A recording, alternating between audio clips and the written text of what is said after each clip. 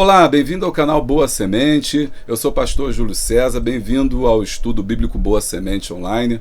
Eu estudo bíblico online Boa Semente, né, na verdade. Bom, eu fico feliz em poder receber você, meu amigo, minha amiga, que está disponibilizando aí um pouco do seu tempo para estar junto com a gente aqui, estudando um pouco a palavra de Deus, né? Esse estudo bíblico online Boa Semente é o desejo aqui do meu coração de poder compartilhar um pouco mais da palavra de Deus. Se você não conhece esse canal, quero pedir aí para você se inscrever no nosso canal, para a gente é muito importante. Deixa aí se inscrevendo, né? Seria muito interessante você poder estar aí se inscrevendo aí com a gente. Fico muito feliz com os seus comentários, com aqueles que puderem estar comentando, falando, porque isso é muito importante para a gente. Bom, se inscreve no canal, deixa o seu like, dá o seu glória, ativa o sininho para que você não perca nenhum conteúdo. Aqui a gente publica aulas de EBD, comentários, pregações, as minhas devocionais, né? Eu tenho certeza que tem conteúdo riquíssimo aí para você e não pode perder. Então se inscreve aí e depois compartilha aí com a sua igreja. Esse estudo bíblico online Boa Semente serve para grupos de células, grupos de estudo, escolas bíblicas dominicais, discipulado principalmente. E foi pensando no discipulado, conversando aqui com as pessoas apoiadores do canal, que a gente agora está tentando voltar, né, aos estudos bíblicos para discipulado. E essa série que a gente preparou é fantástica, porque ela vai mostrar a Bíblia, né, descomplicando a Bíblia, né? A Bíblia como ela é. E hoje a gente vai estudar aqui na aula 1, História e Cultura do Povo de Israel. Bom, esse conteúdo que a gente tem preparado é para vocês, um conteúdo riquíssimo. Eu vou falar aqui para vocês sobre temas muito interessantes, que eu gostaria mesmo que vocês estivessem aí com a gente, porque a gente vai falar sobre a Bíblia, vamos falar hoje, né, sobre a história de Israel, como que se formou, porque se você não entende a história, né, de Israel, se você não entende quem é o povo de Israel, como é que você vai estudar a Bíblia, né? Como é que você vai entender a Bíblia? Você que é professor de EBD, professor na escola de discipulado na sua igreja, como é que você pode ensinar o seu aluno a Bíblia se ele não entende bem a cultura, né, do que ela foi escrita? Então a gente vai estudar hoje sobre a história e cultura. Mais tarde a gente vai estudar sobre como a Bíblia foi formada, a importância da Bíblia, né, a vinda no de Jesus, não, como é que foi, como é que estava o mundo naquela época, né, como é que era a expectativa em relação a Jesus Cristo, depois os discípulos e a igreja primitiva. Então eu quero convidar você a não perder nenhuma dessas aulas. A gente começa hoje nessa viagem aqui, eu e você, pela Bíblia, e eu tenho certeza absoluta que você vai ser muito abençoado. Na aula de hoje, a gente está estudando história e cultura do povo de Israel. Vem comigo que é bênção. Bom, nessa aula 1 eu quero falar com vocês, então, apresentar, né, sobre esse povo chamado Israel. Quero apresentar para vocês a importância desse estudo da história e cultura que nós já falamos. Vou traçar também um panorama geral da história de Israel, desde a época dos patriarcas até o período do Segundo Templo. E depois eu vou fazer uma abordagem da cultura e tradições judaicas que influenciaram a formação da Bíblia. Porque, como eu falei para vocês, né, se você não entende, se você não compreende, se você não consegue discernir como que a Bíblia foi escrita, né, você não vai ter subsídios para poder interpretar, para poder conhecer, para poder saber realmente o que a Bíblia tem para nós. Então, hoje essa aula ela é fundamental porque visa justamente poder mostrar aí para vocês, conversar com vocês sobre a importância dessa Bíblia e como ela foi formada nesse povo, através desse povo, né, que é o povo judaico, que a gente vai estudar aqui um pouco, que é também chamado aí, né, do povo de Deus. Mas como é que isso aconteceu, né? Como é que isso se formou? Bom, a história ela é bem interessante sobre isso, né? Porque a história de Israel ela vem desde a história dos patriarcas. Na verdade, Deus escolheu um povo, Deus escolheu um grupo social, né, para ser modelo. Esse é o desejo, era o desejo de Deus ao escolher Israel para que fossem, para que estivessem na terra, colocados na terra prometida e fossem então modelo para todas as nações. Por quê? Porque Deus tinha em mente que todas as nações precisavam ser redimidas, ser alcançadas através do seu Filho Jesus, que um dia iria nascer. Então, Jesus, né, nós sabemos que tudo já estava preparado, o plano divino já estava preparado, o Senhor Deus já tinha tomado todas as providências, na narrativa da história humana teria então um povo, desse povo, escolhido por ele, santificado por ele, e deveria ser exemplo para as outras nações, viria, né, essa semente da mulher, que seria Jesus Cristo, que viria então a redimir todas as nações da terra. Essa história linda e maravilhosa está escrita na Bíblia Sagrada, sagrada para nós, um livro que foi escrito realmente por homens, né?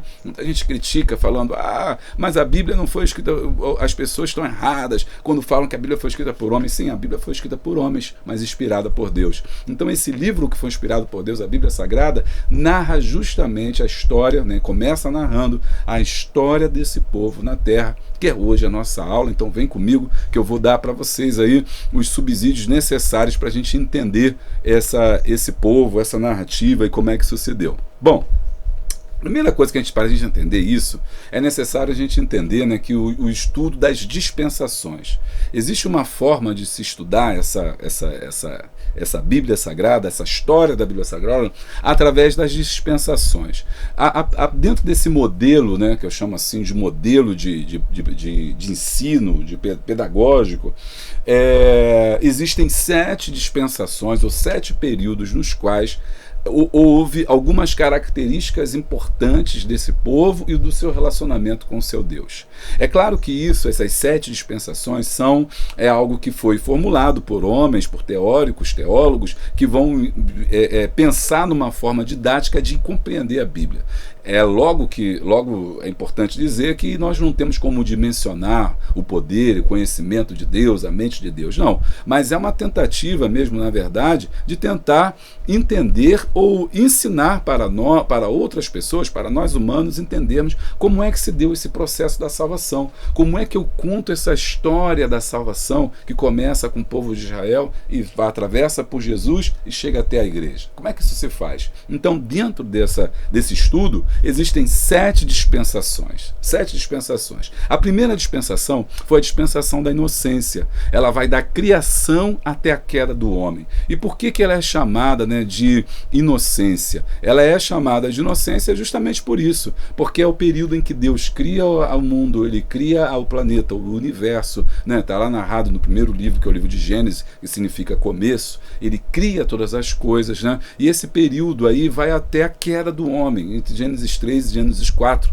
quando o homem perde a sua inocência. Por que dá esse nome inocência? Porque nesse período em que Deus cria o homem e a mulher, eles estão ainda sem contato com o pecado. Não pecaram ainda, portanto, os antigos historiadores e mestres e teólogos chamavam de inocência. Por que inocência? Porque o homem não tinha ainda percepção do pecado. O homem não tinha ainda uma percepção do mal. Os seus olhos ainda não tinham sido abertos. Então essa primeira dispensação é a dispensação da inocência. A dispensação da inocência, então, ela vai, né, desse momento da criação até a queda do homem. Depois nós temos a segunda dispensação, que é a dispensação da consciência.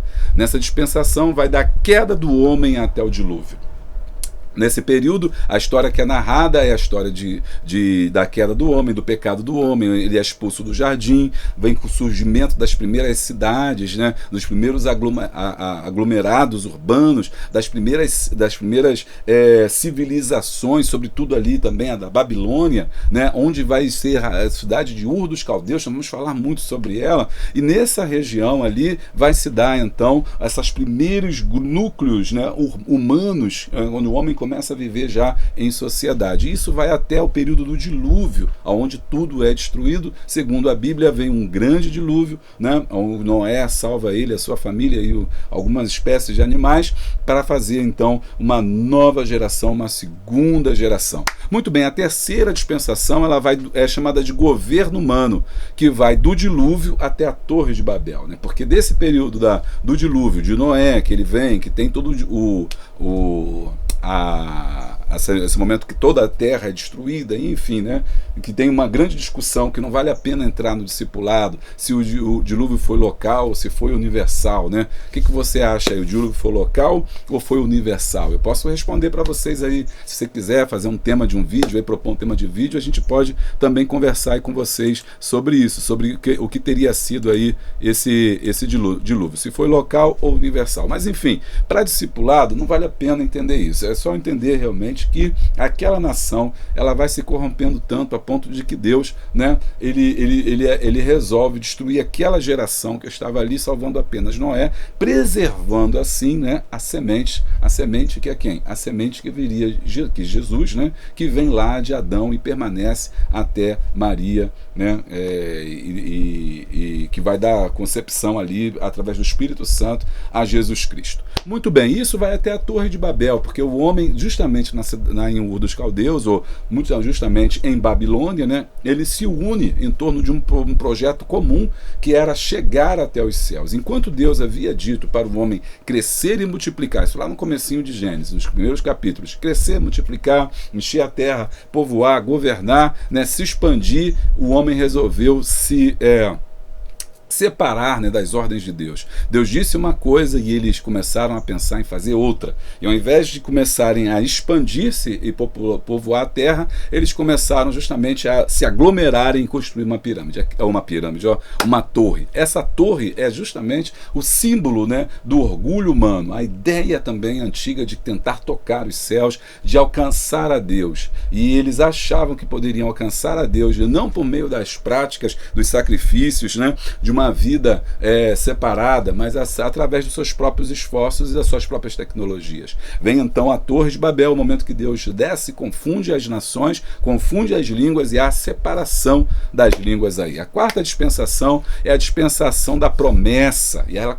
vai de Abraão até Moisés, né? É o momento que Deus chama de novo Abraão, agora, de novo que eu digo porque o Ur dos Caldeus já citei aqui anteriormente. Deus agora chama Abraão, manda que ele saia da sua terra, da sua parentela e vá para agora a Palestina ali, que seria a terra prometida. Esse período é chamado de período da dispensação, da promessa, né? Da promessa. Esse vídeo não está editado, ele está assim, eu vou botar ele bruto desse jeito aqui, ao vivo aí com vocês, para que a gente ganhe tempo, né? Ganhe dinamismo, né? Não tem muita edição não, é conteúdo mesmo. Para quem gosta de falar de Jesus, esse é o canal certo aí para você. Não tem muito efeito, não tem muito, né? É mais bruto, mas muito conteúdo aí espiritual e conhecimento da parte de Deus para o seu coração. Então, esse período é da promessa. Por que é chamado da promessa? Porque Deus chamou Abraão e fez uma promessa. Sai da tua terra, né? Sai da tua parentela e vai para a terra que eu te mostrarei. Lá te farei uma grande nação. Então, é o período da promessa. E ele começa, ele vem desse período até o período aí de Moisés. E aí começa no período de Moisés a dispensação da lei, porque é Moisés que recebe a lei, né? E depois nós temos a dispensação da graça, que vai da ascensão de Cristo ao arrebatamento, porque a dispensação da lei vai de Moisés a Cristo. Ok? Depois, na dispensação da graça, vai da ascensão de Cristo, ou seja, o momento que ele é assunto aos céus, até o arrebatamento da igreja. E a última dispensação, a sétima dispensação, é a dispensação da graça. A ascensão, ela vai desde esse arrebatamento até a novos céus e nova terra. Tá gostando? Deixa o like então e dá o glória. É claro que isso é uma forma, né, da gente entender, é uma forma da gente compreender a história humana. É claro que hoje em dia você vai encontrar, se você busca na internet, algumas críticas ao modelo dispensacional, né? E realmente, por quê? Porque ele é muito fechadinho, muito certinho, então ele recebe muitas críticas, sobretudo quando se fala, né, do futuro, quando se fala do milênio, quando se fala da volta de Cristo. Mas para quem está estudando a Bíblia, está começando agora, para quem está nos rudimentos da fé, ele é o melhor modelo assim de estudo para você poder entender e compreender a Escritura. Mas vamos seguir, então. Vamos agora voltar para os livros da Bíblia e vamos mergulhar nesses livros aí. O primeiro livro da Bíblia é o livro que todos nós conhecemos, que é Gênesis, né? Gênesis significa começo. Gênesis porque é o começo, né? Porque é o começo da história de Deus com esse homem. Eu costumo dizer que a Bíblia, né, é um grande livro, uma narrativa de um grande livro, de uma grande história de amor. Essa história de amor é entre Deus e a humanidade. Deus amou o mundo de tal maneira que deu o seu Filho unigênito para que todo aquele que nele crê não pereça, mas tenha a vida eterna. Isso quer dizer que a Bíblia conta a história desse amor desse Deus pelo homem. E a história dele começa, né, pelo começo, no jardim. Qual jardim? O jardim do Éden, né? O jardim do Éden simboliza justamente essa comunhão, esse amor, né, entre Deus e o homem. Essa narrativa, se você prestar atenção, a Bíblia toda, ela conta a história desse Deus o tempo todo, buscando, tentando, salvando o homem, e enviando pessoas para libertar o homem, até o momento que ele, no período da dispensação da graça, que nós já aprendemos isso, né? Que é o período que nós estamos vivendo, que vem ali, dessa ascensão de Cristo até a sua primeira volta, é o período que nós estamos vivendo agora. Então nós agora podemos viver esse amor, vivemos esse amor, viver essa graça, esse poder de Deus, juntamente com o homem. É Deus tentando salvar a humanidade. E onde eu encontro essa história? Eu encontro na Bíblia. E essa Bíblia então começa aí no livro de Gênesis. Vai aí uma dica importante para discipulado, né? Você que é discipulador, trabalha com grupos de estudo, esse é o primeiro livro, e é o livro que você precisa começar o seu estudo bíblico, né? Não deve começar por Mateus, Novo Testamento, não deve começar por Apocalipse, não. Começa pelo começo, né? Já diziam os antigos. Porque ele é esse livro que vai contar pra gente essa história, essa narrativa da Bíblia. Bom, quais são os aspectos, né, principais que a gente pode falar? Quais são as histórias principais? E agora eu vou retomar tudo aquilo que eu estava falando, agora desse ponto de vista aí mais pormenorizado, para a gente entender cada parte disso. Bom,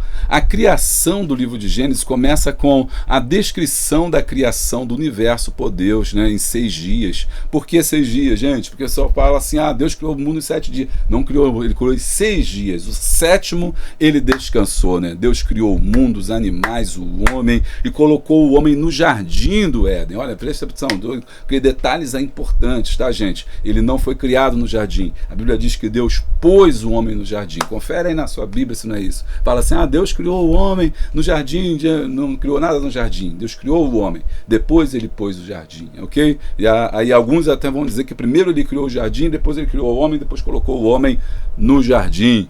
Muito bem. E Deus então, a partir daí, né, vai se desenrolar esse drama, esse amor entre essa tentativa de resgatar o homem, de manifestar ao homem o seu amor. É importante também, gente, aqui eu fazer um adendo aqui sobre essa questão da dispensação. Uma das críticas que se faz, né, aquele modelo da dispensação, é que, como eu disse para vocês, a número 7, a 7ª dispensação, é aquela dispensação, deixa eu até bater aqui se é realmente a 7 mesmo, não, é a 6, né, a dispensação da graça, que ela falou, que eu falei para vocês, que vai aí do momento da ascensão de Cristo até o arrebatamento. Então, que é o período que nós vivemos. E às vezes isso pode passar, né, uma falsa ideia ao aluno de que a graça ela só acontece no Novo Testamento, ela só acontece depois que Jesus vem ao mundo. Mas não é bem assim. A graça, ela se manifesta em Jesus. Ela se manifesta em Jesus. Jesus nos deixa essa graça, mas ela já está presente lá no Antigo Testamento. Em Gênesis, na criação do mundo, Deus já está manifestando a sua graça. O fato de ele ter criado o homem foi a sua graça, porque a palavra graça significa favor imerecido, ou seja, algo que você não merece e recebe. Deus criou o homem, e isso já é uma graça. Coloca no jardim, isso já é uma graça. E mais, ele providencia a salvação do homem. Tá, e aí, então a graça ela não deixou para agir apenas no Novo Testamento, mas ela já estava presente já no Antigo Testamento, só que não era a sua dispensação, ou seja, não era ainda o momento dela agir. Bom, 2. Adão e Eva. Gênesis também conta a história de Adão e de Eva, os primeiros seres humanos criados por Deus, né? Eles viviam em harmonia com Deus até desobedecerem a sua instrução e pecam e comem o fruto proibido da árvore do conhecimento do bem e do mal.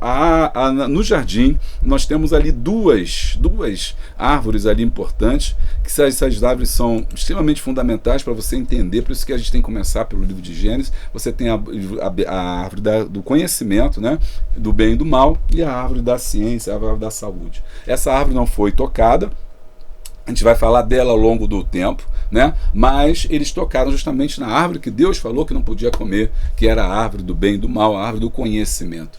E o momento em que Satanás tenta a Eva, e a Eva cede, come do fruto e dá a Adão, eles abrem mão da direcionamento de Deus. O que é pecado, né? Pecado é errar o alvo, ou pecado também é tentativa de uma vida sem a direção de Deus, porque foi isso que aconteceu, né? Não necessariamente a desobediência, mas a tentativa de ser independente, viver sua própria vida, suas próprias escolhas, né? Nesse caso foi o pecado, e é sempre que a gente vê, por exemplo, a Torre de Babel, também é a tentativa de viver longe de Deus, afastado do seu comando, da sua influência.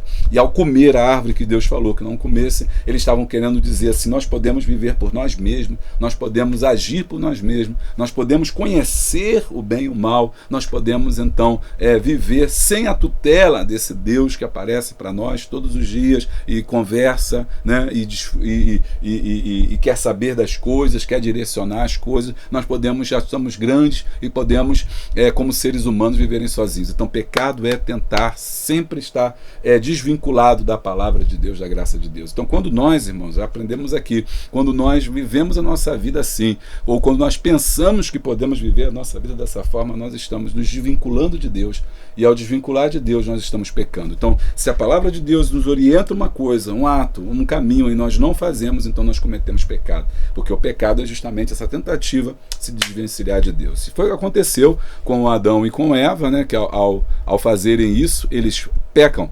E aí nós temos uma segunda história que a gente vai narrar, que é Caim e Abel. E aí Gênesis também relata essa história de Caim e Abel como o exemplo, tá, de duas gerações. E aí é muito importante, porque às vezes a gente passa despercebido por esses temas, achando que cada personagem desse é só um personagem simples. Não, aqui tem uma história muito profunda em Abel e Caim. Abel aqui ele vai simbolizar uma geração salva, e Caim uma geração perdida. Abel simboliza uma geração espiritual, e Caim simboliza uma geração carnal, né? O Abel significa uma geração do bem, e Caim uma geração do pecado. Por isso que aqui Deus já está nos mostrando, nos ensinando essa dicotomia entre o bem e o mal. Bom, você sabe essa história, né? Abel oferece o sacrifício, que é um sacrifício de cordeiro, e Caim pega o que ele acha lá, que é interessante, porque ele era um homem do campo, e aí ele oferece a oferta do campo, e Deus rechaça aquela oferta, e o problema ali não é necessariamente a oferta que ele faz, mas a forma como ele se comporta diante da crítica de Deus, do momento que Deus ali se desagrada daquilo, ele age com fúria, com pendância, com ignorância, com ira, né, reclamando da escolha, da soberania de Deus, que escolheu o sacrifício do seu irmão, ao invés de tentar aprender, né, por que Abel fez o certo. E aí nós temos o primeiro homicídio nessa história aí relatada. E por que nós temos esse relato, né, desse primeiro homicídio? É importante para a gente entender nesse primeiro homicídio que o homem é mau, e essa tônica da maldade do homem se repete depois, né, no dilúvio, né, onde você tem a história do dilúvio, onde Noé ele consegue ali, ele ouve a voz de Deus, que é chamado no meio de uma geração completamente pervertida. Depois nós temos a história de Abraão, onde Deus faz uma aliança prometendo a ele uma grande descendência e uma terra prometida, né? A história de Abraão é a história de um homem que confiou em Deus e deixou sua terra natal para ir a um lugar desconhecido. Abraão, será a tua terra, e vai para a terra onde eu te mostrarei. A sexta história vem a história então de José, né, que aí ela ocupa grande parte aí do capítulo de Gênesis, e ela é, na verdade, né, uma preparação para o que vai acontecer nos próximos livros, porque os próximos livros, e esses 5 primeiros livros aí, que são chamados aí de Pentateuco, que vem de Penta, né, cinco primeiros livros da Bíblia, esses 5 primeiros livros da Bíblia vão desenvolver toda essa história de Gênesis, e para você entender como que Moisés vai surgir, né, nos livros seguintes, e retirando o povo de Israel, os autores então precisam ter uma história, contar essa história para você entender como é que o povo de Israel foi parar dentro do Egito, já que Deus havia feito uma promessa a Abraão. Se é nesse interim entre Abraão e entre José, né, nós temos os filhos de Abraão. Só então esse intervalo, a história de José depois vai contar como é que esse povo, esses filhos dos filhos, agora no caso netos, eles vão parar dentro do Egito para depois serem resgatados. Tá gostando aí? Não se esquece, se inscreva aí no canal, você que não é apoiador aí, ó, seja membro do canal Boa Semente, tenha vídeos aí exclusivos, que é sempre bom para você, tá? E o seu nome lá no livro, nos vídeos de EBD. Bom, esse período de Abraão também é conhecido como período dos patriarcas. E nessa período dos patriarcas, Abraão então teve um filho chamado Isaac, que teve 2 filhos, um chamado Esaú e Jacó. Observe sempre essa dicotomia, essa apresentação de um bom e um mal, do espiritual e do carnal, simbolizando eu e você. Podemos ser como Jacó ou podemos ser como Esaú. E ele vai trabalhando essa dicotomia, Abel ou como Caim, ou como Jesus disse, eis que os 2 caminhos, né? O caminho estreito e o caminho largo. Bom, e esse Jacó, né, tem um encontro com Deus, seu nome é mudado para Israel, teve 12 filhos que formaram mais tarde as 12 tribos de Israel. Na verdade não tiveram 12, outra pegadinha, tiveram 13 filhos ou mais, mas as mulheres não eram contadas. Aí é importante você estar atento com isso, porque quando você entende a Bíblia, você vê que é uma Bíblia, ela foi gestada num ambiente machista também, né, preconceituoso, e isso muitas vezes se reflete na própria escrita, na própria leitura, mas não interfere, e isso que é importante, não interfere na mensagem de salvação. Eu e você que precisamos aprender a ler e extrair dela significados muito valiosos para a nossa vida. Bom, ele tem esses 12 filhos, você sabe a história dos patriarcas, então nós chamamos de patriarcas esses 12 filhos, e de um desses filhos é José, né? E José foi traído por seus irmãos, vendido por seus irmãos, e uma vez vendido por seus irmãos, ele vai parar então no Egito, né?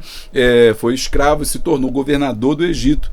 E uma vez governador do Egito, vem uma grande fome, e ele então consegue desvelar o sonho de Faraó e ao mesmo tempo salvar aí a nação do Egito, e também traz o seu pai, né, e os seus filhos, né, no caso então Israel ou Jacó, vêm para dentro do Egito fugir da fome e da miséria por causa daquelas 7 vacas, né, por causa das 7 vacas não, através do enigma das 7 vacas, né, as 7 vacas gordas, 7 vacas magras, 7 espigas gordas, 7 espigas magras. Nesse tempo dos 7 anos de escassez, o povo de Israel, os filhos de Jacó foram, como é que eu vou dizer, guardados, né, dentro de José, do Egito, através de José, da intervenção aí de José. Bom, e depois nós temos o período de Juízes, né? O período de Juízes vem logo depois, começa no livro, nós temos o Pentateuco, os 5 primeiros livros, e depois nós temos o livro de Josué, que é o sucessor de Moisés. Bom,